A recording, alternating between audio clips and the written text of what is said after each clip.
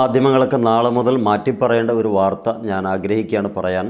ആദ്യമായിട്ട് ഒന്ന് സൂചിപ്പിക്കാനുള്ളത്, നേരത്തെ കമൻറ്റ് പറഞ്ഞതുപോലെ 30 സെക്കൻഡിനുള്ളിൽ ഒന്ന് ലൈക്ക് ചെയ്യാൻ പറ്റുമെങ്കിൽ ലൈക്ക് ചെയ്യുക, അതേപോലെ ഒന്ന് സബ്സ്ക്രൈബ് ചെയ്യുക. ചെറിയ ആവശ്യങ്ങൾക്ക് വേണ്ടിയിട്ടാണ്, ഒന്ന് പ്രതിരോധിക്കാൻ വേണ്ടിയിട്ടാണ്. ഇസ്ലാമിക് റിപ്പബ്ലിക് ഓഫ് ഇറാൻ എന്ന് പറയുന്ന സ്റ്റേറ്റ് നമ്മളൊക്കെ എപ്പോഴും പറഞ്ഞുകൊണ്ടിരിക്കുന്നു. ആ സ്റ്റേറ്റിനെ അനുകൂലിച്ച് വരുന്ന ഒരുപാട് പോസ്റ്റുകൾ നമ്മൾ പറഞ്ഞിരുന്നു. അതിൻ്റെ കൂടെ കൂട്ടിച്ചേർത്ത് വെക്കാൻ പറ്റിയ ഒരുപാട് ചിത്രങ്ങൾ ഇപ്പോൾ വന്നിട്ടുണ്ട്. ഈ ചിത്രങ്ങൾ എന്താണ് കഥ പറയുന്നതെന്ന് അറിയോ? നാളെ ഒരു പക്ഷേ നമുക്ക് നമ്മുടെ മാധ്യമങ്ങൾ തന്നെ പറഞ്ഞു തരും. ഇത് ഇന്നുണ്ടായതല്ല. എപ്പോഴാണ് ഇത് പോസ്റ്റ് ചെയ്യുന്ന പറഞ്ഞാൽ ഇന്നലെ വൈകുന്നേരമാണ്. പക്ഷേ ഇതെല്ലാം കൂടി ഈ എന്താ പറയുക, കോലാഹലങ്ങൾക്കിടയിൽ ഞാൻ മാത്രം ഇതുമായി എവിടുന്ന് കൊണ്ടുവരുന്നു എന്നൊക്കെ പറയാതിരിക്കാൻ വേണ്ടി ഞാൻ തൽക്കാലം ഉണ്ടാതിരുന്ന. ഇപ്പം എന്തായി, എല്ലാവരും അൽ ജസീറ ചാനൽ ഉൾപ്പെടെ പ്രൊട്ടക്സ്റ്റുകാരെ അടിച്ചൊതുക്കി ഇറാൻ ജയിച്ചു, മറ്റ് രണ്ട് രാഷ്ട്രങ്ങളും പോയി എന്ന് പറയുന്ന രീതിക്കായപ്പം ഇതുകൂടി ഒന്ന് കാണണം. അതിൻ്റെ കൂടെ ഇതെന്താ സംഭവം? ഇറാനിലെ ഏറ്റവും പരമോന്നത നേതാവായിട്ടുള്ള ആയത്തുള്ള ഖമനേയിക്ക് അനുകൂലമായിട്ട് അവിടുത്തെ സാധാ മനുഷ്യന്മാർ അനുകൂലമായിട്ട് പ്രകടനം അല്ലെങ്കിൽ അവർക്ക് അനുകൂലമായിട്ടുള്ള റാലി സംഘടിപ്പിച്ചതാണ്. ഒന്നാമത്തത് ഒന്ന് കാണുക. ഇത്രയും ജനക്കൂട്ടങ്ങൾ നിങ്ങൾ കാണുന്നുണ്ടോ എന്നറിയില്ല. നമ്മുടേതായ ടെക്നിക്കലി സൗകര്യങ്ങൾ ഇത്രയൊക്കെ ഉള്ളൂ. അപ്പം ഇത് ഒന്നാമത്തെ ഫോട്ടോ. രണ്ടാമത്തെ ഫോട്ടോ ഇതാണ്. ഇതെന്തിനാ ഇപ്പോൾ കാണിക്കുന്നതെന്നറിയോ? ഇതൊക്കെ നമുക്ക് മറ്റാരും ഒരു പക്ഷേ നാളെ മറ്റന്നാളും കാണിച്ചു തരില്ല. 2-3 ദിവസം ഒരു പക്ഷേ കഴിയും.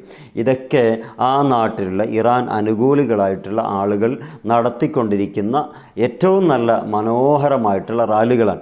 അതിൽ സ്ത്രീകളുണ്ട്, വൃദ്ധന്മാരുണ്ട്. ഇതൊക്കെ അതിൽ വളരെ വ്യക്തമായിട്ട് അവരുടെ ഭാഷയിൽ എഴുതി വെക്കുന്നുണ്ട്. ആർക്കെതിരെയാണ് ഞങ്ങൾ കൂടുതൽ അനുകൂലിക്കുന്നത് എന്ന് പറഞ്ഞിട്ട്. ഈ വാർത്തയും ഈ കാര്യങ്ങളൊക്കെ ഇപ്പോൾ പറയാനുള്ള പ്രധാനപ്പെട്ട കാരണം, ഇതൊക്കെ അനുകൂലികൾ കൊണ്ട് നടക്കുന്ന ഏറ്റവും നല്ല രാഷ്ട്രത്തലവന്മാരോട് ബഹുമാന സൂചകമായിട്ട് ആ റാലിയിൽ പ്രഖ്യാപനങ്ങളും വലിയ കരഘോഷങ്ങളൊക്കെ നടക്കുന്നുണ്ട്. ഇത് കണ്ടിട്ട് ചിലരൊക്കെ പറയും ഇതും പ്രൊട്ടക്ഷനാണ്. അങ്ങനെയല്ല കേട്ടോ. ഇത് കൃത്യമായിട്ട് അവിടെ അവരുടെ പേജിൽ തന്നെ കാണുന്നതാണ്. നമ്മളിവിടെ തൽക്കാലത്തേക്ക് എടുക്കുകയാണ് ചെയ്യുന്നത്. എന്താണെങ്കിലും വളരെ വൃത്തിക്ക് ആ കാര്യങ്ങളൊക്കെ കൈകാര്യം ചെയ്തു, വിജയിച്ചു കഴിഞ്ഞിരിക്കുന്നു എന്നതിൻ്റെ ഏറ്റവും വലിയ തെളിവാണ് ഇപ്പോൾ ഈ പുറത്ത് വരുന്ന ഈ പിക്ചറുകൾ കഥ പറയുന്നത്. അതുകൊണ്ട് ഇനിയെങ്കിലും മനസ്സിലാക്കാം ഇതാരാന്നറിയോ? ഈ ജനങ്ങൾക്ക് മുമ്പിൽ നിൽക്കുന്ന ഒരാൾ. ഇത് പഴയ ഫോട്ടോ അല്ല. ഇതിൻ്റെ അറിയുന്ന ആൾക്ക് ഈ ഫോട്ടോ വെച്ചിട്ട് ഇതിൻ്റെ ബാക്ക്ഗ്രൗണ്ട് അന്വേഷിച്ചാൽ കിട്ടും എപ്പോൾ എടുത്തതെന്നുള്ളത്. ഇന്നലെ വൈകുന്നേരം എടുത്ത ഫോട്ടോ ഇതാണ്. പെഷസ്കിയാനാണ്. എന്താ പെഷസ്കിയാൻ? ആ രാജ്യത്തിൻ്റെ പ്രധാനമന്ത്രി. തൊട്ടപ്പുറത്ത് നിൽക്കുന്നത് അബ്ബാസ് അരാജ്കി അഥവാ വിദേശകാര്യമന്ത്രി. ഇതിൽ ആരെ കാണാൻ പറ്റില്ല? ആയത്തുള്ള ഖമനയെ കാണാൻ പറ്റില്ല. അത് കാണാത്തത് കൊണ്ട് അയാൾ റഷ്യയിൽ പോയി എന്നൊന്നും പറയാൻ പറ്റുന്ന ആളുകൾ ഇവിടെ ഉണ്ട്. പക്ഷേ അങ്ങനെ പറയേണ്ട കാര്യമില്ല. എല്ലാവരും ആ രാജ്യത്ത് തന്നെ ഉണ്ട്, അങ്ങനെ തുടരുകയും ചെയ്യുന്നുണ്ട്. ഇപ്പോൾ കാര്യങ്ങൾ ഏറെക്കുറെ മനസ്സിലായി. എങ്ങനെ അത് മനസ്സിലാകാനുള്ള കാരണം, അതിൽ പ്രധാനമായി ഇവർ പറയുന്നത്, ഇവരെ അനുകൂലിക്കുന്നവരാണെങ്കിൽ അഥവാ ഈ പ്രൊട്ടസ്റ്റുകാർ തന്നെ വലിയ റെസ്ട്രിക്ഷൻ ഉള്ള ആളുകളാണ്. മീൻസ് അവരുടെ സാധാരണക്കാരായ ആളുകൾ ആയത്തുള്ള ഖമനയ്ക്കെതിരെ പോരാടണം എന്ന് ആഗ്രഹിക്കുകയും പക്ഷേ പള്ളികളോ അല്ലെങ്കിൽ പള്ളിയുടെ ഉൾവശങ്ങളിലുള്ള കാർപ്പറ്റുകളോ അനുബന്ധമായി കിടക്കുന്ന ചിഹ്നങ്ങളോ ഒരിക്കലും നശിപ്പിക്കാൻ ഒരു കാരണവശാലും അനുവദിക്കില്ല എന്ന് പറഞ്ഞ് ഇറങ്ങി തിരിച്ച ആളുകളാണ്. പക്ഷേ അവിടെ അനുഭവിച്ചതാകട്ടെ ഫുൾ പള്ളികളൊക്കെ ഒരു വിധത്തിലല്ല മറ്റൊരു വിധത്തിൽ കൊള്ളയടിക്കുകയും അതോടൊപ്പം അതിൻ്റെ മുനാരങ്ങൾ തകർത്ത് കളയുകയും ആ കാർപ്പറ്റുകളൊക്കെ വാരി വലിച്ചൊരു മൂല കൂട്ടുകയൊക്കെ ചെയ്യുന്ന രംഗങ്ങൾ നമ്മൾ കണ്ടിട്ടുണ്ട്. അവിടെയാണ് കളി മാറിയിട്ടുണ്ട് എന്ന് മനസ്സിലായത്.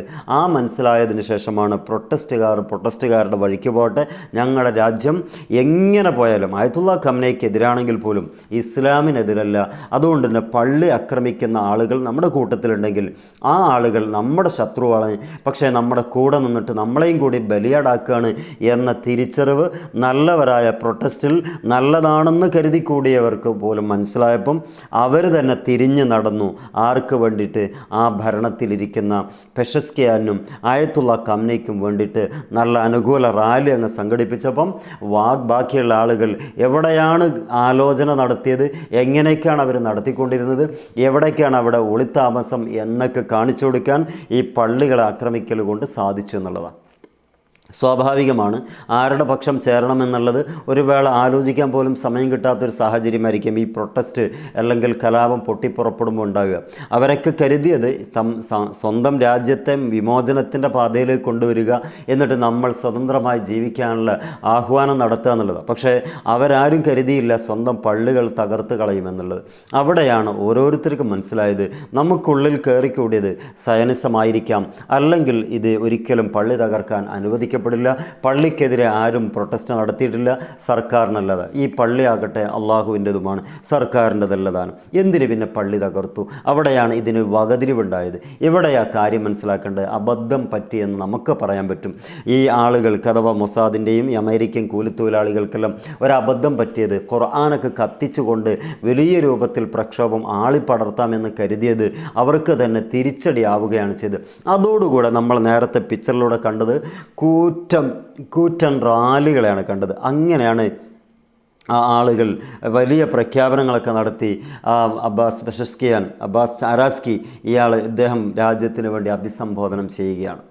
അവിടെയാണ് കാര്യം മാറി മറയുന്നത്. പള്ളി ആക്രമിച്ചു, ഖുർആൻ കത്തിച്ചു, ബന്ധപ്പെട്ട കാര്യങ്ങളൊക്കെ അള്ളാഹുവിൻ്റെ ഷിആറിന് ചിഹ്നങ്ങളൊക്കെ തകർത്തെറിയാൻ വേണ്ടി ശ്രമിച്ചപ്പം അവർക്ക് തന്നെ ആ നാട്ടുകാരായ നിഷ്കളങ്കമാരായ പ്രൊട്ടസ്റ്റിൻ്റെ ഭാഗത്ത് കൂടുമ്പം നല്ല ചിന്തയിൽ കൂടിയവർക്ക് കാര്യം പിടികിട്ടി. അവർ പെട്ടെന്ന് അവരിൽ നിന്ന് അകന്നു നിൽക്കുകയും ഈ വന്ന ആളുകളെ കൃത്യമായി ഐഡൻറ്റിഫൈ ചെയ്യാൻ ഈ ഭരണത്തിന് തന്നെ അനുകൂലമായി പ്രവർത്തിക്കുകയും ചെയ്ത ഒരു വലിയൊരു നീക്കുപോക്ക് അവിടെ ഉണ്ടായി. അതുകൊണ്ട് പെട്ടെന്ന് ഇറാന് കാര്യങ്ങൾ സാധ്യമാക്കാൻ കഴിഞ്ഞു.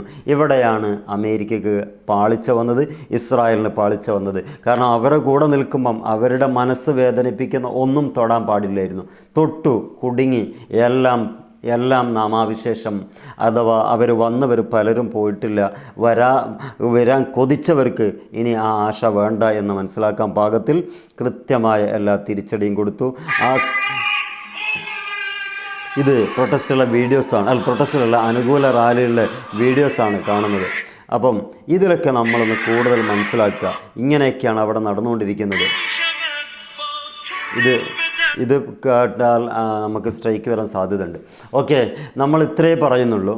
ലോകത്ത് ഒരുപാട് രാജ്യങ്ങൾ ഈ ട്രംപും അതേപോലെ തന്നെ അനുബന്ധ ആളുകളൊക്കെ കീഴ്പ്പെടുത്തി ഭരിക്കാൻ വേണ്ടി ശ്രമിച്ചിരുന്നു. പക്ഷേ അവിടെയൊക്കെ പരാജയപ്പെട്ടോ എന്ന് ചോദിച്ചാൽ പരാജയവും പെട്ടിട്ടില്ല, വിജയിച്ചിട്ടില്ല എന്ന രീതിക്കാണ്. സിറിയ ആണെങ്കിൽ അതങ്ങനെ മുന്നോട്ട് പോകുന്നുണ്ട്. സമാധാനമുള്ള ഒരു രാജ്യവും ഇവർ ഇടപെട്ട് കഴിഞ്ഞാൽ അവിടെ സമാധാനം ഉണ്ടാവില്ല എന്ന് ഉറപ്പാണ്. ഇറാഖ് അതിൻ്റെ വസ്തുതാപരമായിട്ട് അന്വേഷിച്ച് നോക്കിയാൽ വലിയ തെളിവാണ്. സിറിയ തെളിവാണ്. അതുപോലെ തന്നെ ഗദ്ദാഫിയുടെ ലിബിയ തെളിവാണ്. അഫ്ഗാനിസ്ഥാനിൽ പോയിട്ട് ഒരുമാതിരിപ്പെട്ട കാര്യങ്ങളൊക്കെ ചെയ്തു നോക്കി. പക്ഷേ അവിടെ അടിച്ചോടിക്കുക ഉണ്ടായത്. പിന്നെ അവിടെ മെല്ലെ അതൊക്കെ മുന്നോട്ട് പോകുന്നുണ്ട്. എന്നാലും സമാധാനം നഷ്ടപ്പെട്ടു പോയിട്ടുണ്ട്. ഇറാനിൽ ഒരു കാരണവശാലും ഇടപെടാൻ കഴിഞ്ഞില്ല. ഇടപെട്ടതൊക്കെ അവർ ആകെ ആകെ പേടിച്ച് വിറച്ച് അവരുടെ പ്ലാനൊക്കെ തകർന്നു പോയിട്ടുണ്ട്. എന്താണെങ്കിലും നിങ്ങളുടെ അഭിപ്രായങ്ങളൊക്കെ ഒന്ന് അറിയിക്കുക. ഉള്ളതേ നമ്മൾ പറയുന്നുള്ളൂ എന്ന് അടിസ്ഥാനപരമായി പറയാൻ ആഗ്രഹിക്കുകയാണ്. തിരിയുന്നവർക്ക് തിരിയാൻ വേണ്ടിയിട്ടാണ് ഈ സാന്ദർഭികം സൂചിപ്പിച്ചത്. എല്ലാവർക്കും സന്തോഷം. നിങ്ങൾ തരുന്ന എല്ലാ സഹകരണത്തിനും ആത്മാർത്ഥമായിട്ട് നന്ദി അറിയിക്കുന്നു. മറ്റൊരു വീഡിയോയിൽ കാണാം. എല്ലാവർക്കും നന്ദി.